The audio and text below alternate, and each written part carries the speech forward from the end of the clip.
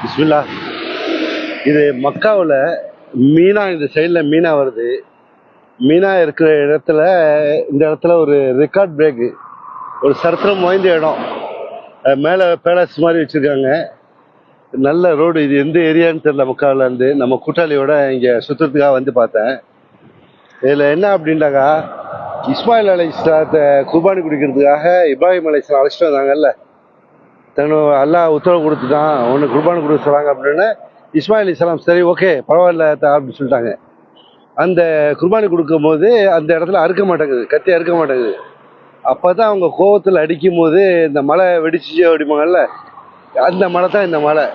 தூக்கி அடிக்கிறாங்க, அந்த மலையில் கத்தி பட்டோன்னு செதறிச்சு. அந்த இது அதுக்கான சரித்திரத்தை அப்படியே அது கீழே கவர்மெண்ட் டிபார்ட்மெண்ட் இருக்குது, எல்லாம் ரிசர்ச்சரு கவர்மெண்ட் இந்த மாதிரி ஒர்க் பண்ணுறது இருக்குது.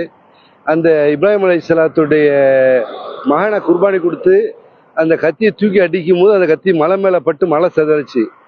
அதான் இந்த மலை. அந்த மலையில மேலே இருக்கு பாருங்க, அப்படியே ஜூம் பண்ணி காட்டுற பாருங்க. அது டூம் வச்சிருக்காங்க, சரித்திரத்தில் டூம் வச்சிருக்காங்க.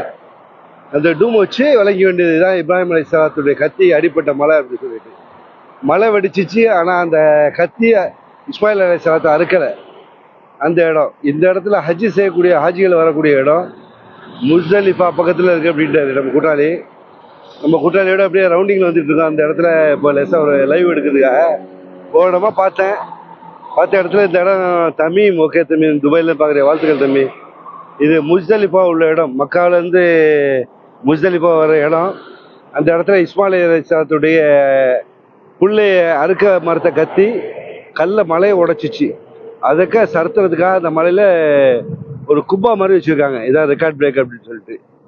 இன்ஷா அல்லாஹ் வாழ்த்துக்கள்.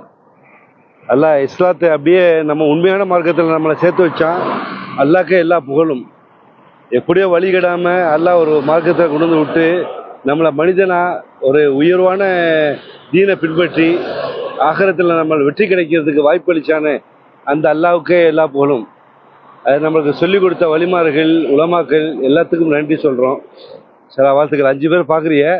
நான் அப்படியே சும்மா அப்படியே ஒரு டெக்ஸி எடுத்துகிட்டு அப்படியே ரவுண்டிங்கில் இருக்கேன். ஓகே, தகவல் இருந்தால் நான் அப்டேட் பண்ணுறேன். வாழ்த்துக்கள். இது என்ன டிபார்ட்மெண்ட்னு தெரில, அதிகாரிகள் நிற்கிறாங்க. அந்த இராணுவ அதிகாரி நிற்கிது, அதனால் அதை காட்ட விரும்பலை. அது கீழே அந்த சைடில் பாருங்கள், ஒன்றும் பிரச்சனை இல்லை. இந்த நாடு சட்டங்கள் வித்தியாசமாக இருக்கும். சிந்தா வாட்சிங். ஓகே, வாழ்த்துக்கள் தம்பி. இன்ஷா ஓகே.